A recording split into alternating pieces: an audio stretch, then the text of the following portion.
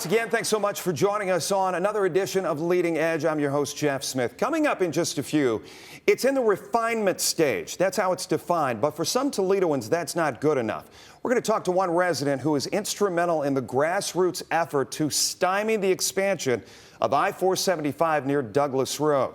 We will hear her reasons and see where the project stands today. But first, from 2012 through 2019, she led Hancock County's largest city into an economic boom, one that continues into this day. That is probably a big reason. I'm going to go out on a limb here. It's probably a big reason the state of Ohio took notice of not only Findlay, but her leadership. And now she is part of a team that has got Ohio in a state of resurgence. Please welcome Ohio Department of Development Director Lydia Mihilak back to Leading Edge, back to Toledo, back to WTOL. Good to see you. It's so good to see you. Thank you so much for having me. This is so much fun to be home. Absolutely. Do you look fondly back on that 2012 through 2019 span, I would assume? I do. You know, look, we went through a lot. You know, when I first came into office as mayor, we had no money. And things looked really bleak, but we got things turned around, created an environment that is conducive for private sector investment, and things took off, and we've just been so blessed and fortunate in the Findlay and Hancock County community. Was I wrong? Was I out on a limb to say that that got you noticed as far as going into a development position with the state of Ohio, you think? I think it certainly didn't hurt, but definitely helpful in really understanding the intersection of the public sector and the private sector and how we can work together to really help facilitate growth throughout the state of Ohio. And, you know, quite frankly, we've taken that formula that we put to use in Findlay, and we've seen it replicated all around the state. You're bumping around the state, bumping around Northwest Ohio, speaking specifically to something that was addressed in July. I wanted to read more than $14.6 million from a fund will be awarded to, oh shoot, I moved ahead, excuse me. We'll get to the Defiance Williams County stuff in just a second. $31.3 million, I should say, in state funding from the Ohio Innovation Hubs program and $10.4 million in local investment. This new Northwest Ohio Glass Innovation Hub will build on Toledo's legacy as the glass capital of the world. I want you to dive into that, but I also want you to touch on this. In the newsroom, we have had discussions for the last few years saying, is Toledo still the glass city? Yeah. Because we've still called it that. It's still got that moniker.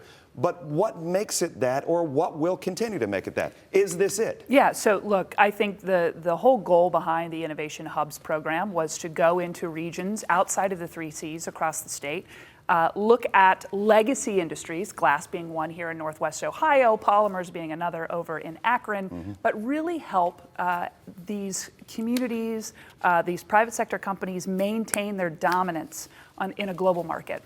And the collaboration that has taken place, it's you know, the silos are being broken down. Not only do you have some great glass companies in Toledo like Libby, OI, Owens Corning, First Solar, and others, all who, you know, aren't necessarily competing in the industry together. They have different sectors that they're working with, but they're all working together to come up with the latest and greatest that they can, so that they can continue to be productive. And so we're not only looking at the company and its success, but we're also investing in people. Talent, attraction, and retention here in Northwest Ohio is vitally important. Brain drain, we've talked about for years, we right? We have great institutions of higher learning all around the region, and we want to keep and they're that bought talent. In. They absolutely are, but we want to keep that talent here. And so when they can get an opportunity to really be exposed to these companies and what they're doing, do hands-on learning, internships, that talent pipeline will continue to flow, and we're really excited about the collaboration that's taking place. We think OI, we think Owens Corning, fiberglass, we think of Libby, obviously being located here, but I do want to bring up something that WTOL reported back on the 22nd, and OI plans to close its innovation center in Perrysburg. That is according to an internal memo obtained by WTOL. It leaked by an anonymous employee showing the company plans to indefinitely suspend operations at the facility, a 24,000 square foot glass-making facility used to run tests and try out prototypes as early as the middle of November. You said you guys got wind of this. Yeah, so I think we have an ear to the ground in all of the places across the state of Ohio, and I think what you're seeing here is OI is looking to make some adjustments so that they can continue to be globally competitive.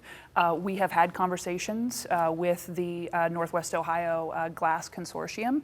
That group has had conversations with the folks at OI, and we are confident that the work that is to be done within this innovation hub for the innovations relative to the glass industry will still get done. It's still going to be done on the OI campus, and we'll see what the future holds relative to their research and development operations. But I do believe, from what I have been told, that there are certain specific areas around R&D, and this isn't necessarily all of them that's being impacted. Now, you know, the opportunity here is that there are very talented folks who unfortunately are in a tough spot. They get laid off. But there are a lot of glass companies who need that talent, and so my hope is that those folks will find a place to land there. And OI did put out a statement, and I'll just paraphrase here, but they said we're trying to help in this transition point. Yeah. Obviously, a news department looks at this differently than it comes across your desk and you see it.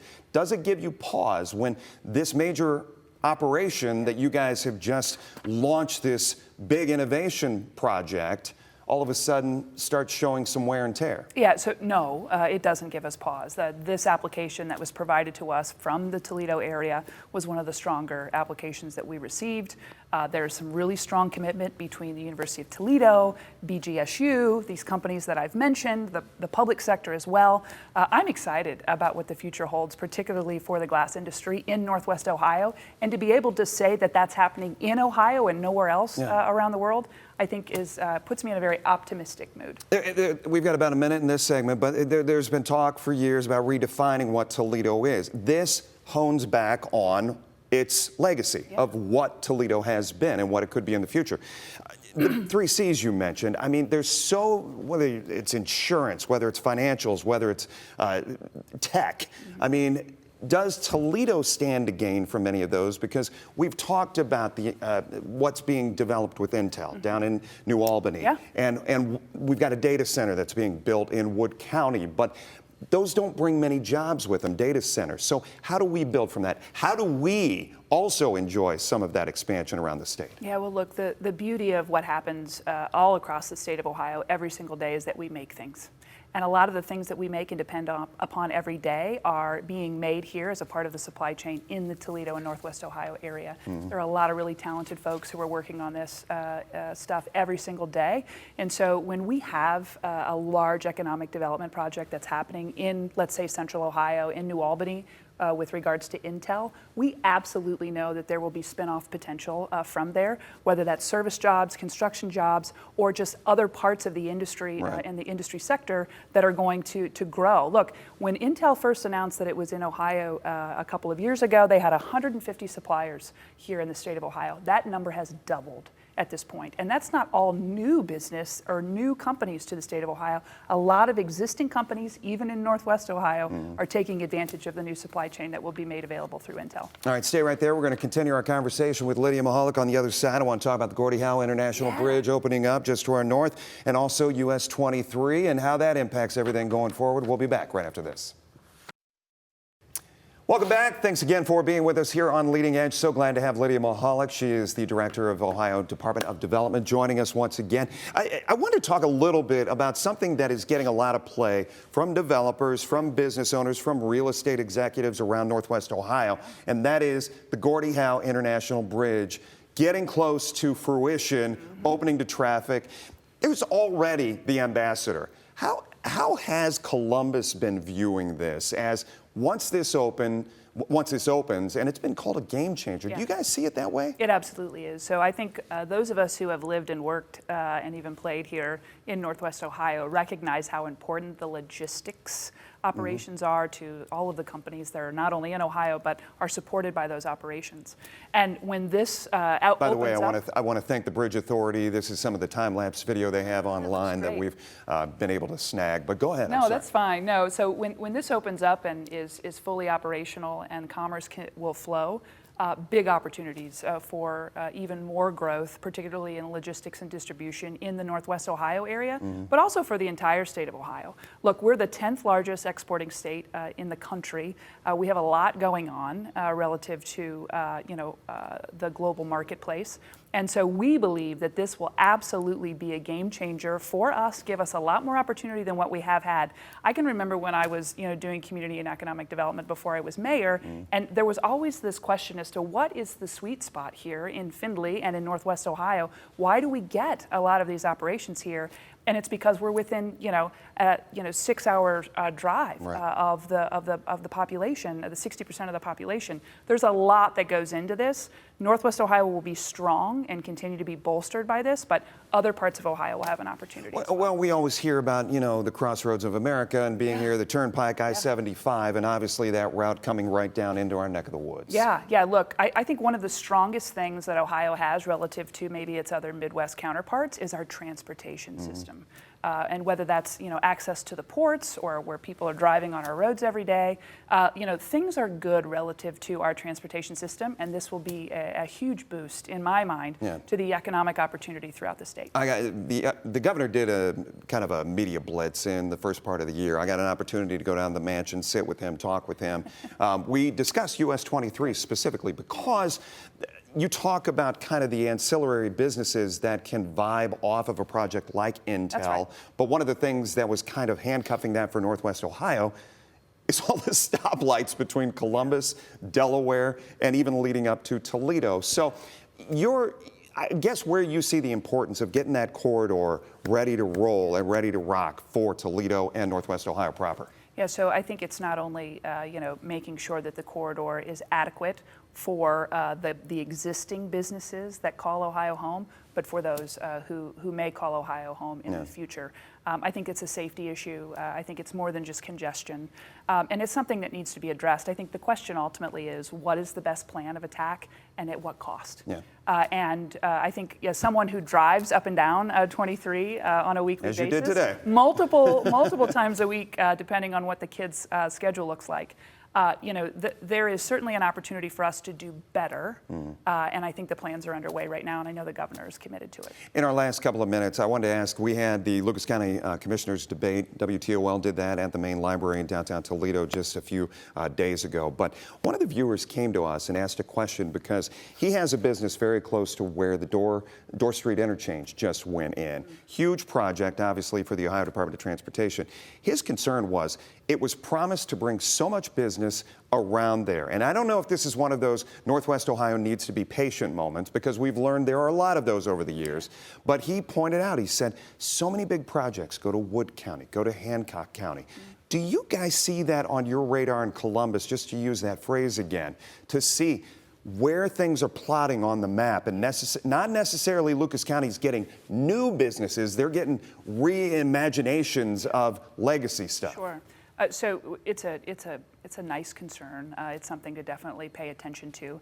I will say that the governor and lieutenant governor have been absolutely committed to making sure that every Ohioan, no matter where they live or where they come from, can realize their version of the American dream. We have a tremendous amount of potential here. And so what we've been focused on really the last several years is partnering with the General Assembly and investing in all 88 counties across the state of Ohio to ensure that they have an environment that's conducive for private sector investment. I know this formula works. We used it in Findlay and Hancock County, and we're starting to see other communities be able to take advantage of it. And I will tell you that just through the Department of Development alone, whether it's brownfield remediation, helping with housing, working on neighborhood redevelopment, all of those things, water and sewer, important infrastructure assets, we've invested over $400 million since 2019 in the Toledo and Lucas County area. We're not done yet, but we're helping get these communities prepared. Well, that's good to hear. Once you've invested in a community, then a private sector takes notice. But I will tell you, the importance of all of this is having a strong local vision that's driven by local leaders, supported by the private sector, that everybody understands and can work together outside of those silos that exist. And we always say play for the front of the jersey, not the name on the back, right? That's really true. And I think we're trying our best to be supportive of that, but it takes a vision and it takes people who are committed to making that happen. Here's what I want your social media team to do. On X, Kirk Herbstreit, every week when he travels for Amazon football, when he's got there for game day, when he goes for his kids' games, he shows his travel miles. I want to see that for you on social media, to see you traversing the state of Ohio. It's good to see you as always. Thank you, Jeff. Thanks for the time. Yep, absolutely. We'll be back right after this as we switch cameras. Welcome back. The Ohio Department of Transportation just put the bow on 10 years of work on I-75 with the rebuilding of the DeSalle Bridge, and without a doubt being the largest part of that effort. But with that project in the rear view, and I-475 through Springfield Township and Maumee into its later stages, the focus, much to the chagrin of some residents now, moves to another doozy of a project. It's what ODOT calls the I-475 East-West Improvement Project, and it has made people like my next guest not too happy about it. According to ODOT, the purpose of this project is to reduce vehicle congestion and improve safety throughout the northern I-475 corridor in Lucas County. Let's take a look at some of what we have to show you, where the progress is on this, where things stand. According to ODOT, looking at alternatives, check. Public meetings and public comment period last fall, check. And now they are into what they call the refine design phase, which will go into the winter months of 2025. Construction is slated for 2027 if they get to that point. Peggy Daly-Masternak is joining us. She is part of the I-475 Neighborhoods Coalition. You are the coordinator of that group. We've heard from you and your organization before. I just wanted to bring you back on here. You approached me at the Lucas County Commissioners debate. Unfortunately, we didn't get time to address to either Mr. Winooski or Mr. Gherkin about this concern. But where does it stand for you guys right here, right now? We want ODOT to know that there are alternatives that were never studied. Wide, wider, widest is not alternative ways of looking at that corridor. As it's been explained to you. I'm sorry. The wide, wider, widest is what you're saying. Well, you look at any of their materials over 4 years, and those were the only alternatives that were really studied. Yeah. So the idea that there are other alternatives that are being applied in city after city around this country, especially once the Biden administration came in with infrastructure money, cities, applied for those grants, and they have major things happening to remove highways. But that was even going on beforehand. Milwaukee took out a section of their interstate in 2004, and it's since realized over $1 billion in economic development. When you guys compare and contrast and you look at some of these other projects, you brought up Ann Arbor, obviously, town, not a large town by any stretch, but you've said Milwaukee, you've talked about Pittsburgh and such. But when you and your coalition kind of try to compare apples to apples, is there an apples to apples comparison Toledo size that you have looked at? Every place is every place is different. It's going to have its own quirky. It's going to have its own group. But the point being, the neighborhoods were shut out from the process right from the very get-go. We were not allowed to be part of the stakeholders list. We demanded it finally last year at their October meeting. They grudgingly added a couple of neighbors' names, and they haven't held a single stakeholders list or meeting ever since. Your contention, looking at these plans, is that there will be property taken, there will be houses that are lost. I don't know for sure, because they hedged on whether or not houses would be taken. But there will definitely, they committed last October to the idea they will have what they call strip takings, which means a strip out of your backyard will be taken by eminent domain. I do want to mention, I did reach out to the Ohio Department of Transportation. I allowed them to know we are having this conversation, and if they wanted to participate. We have not heard back yet. I did want to put into play some of the 10 reasons you oppose this expansion. And I'll just read the headlines. You can touch on each of them if you want.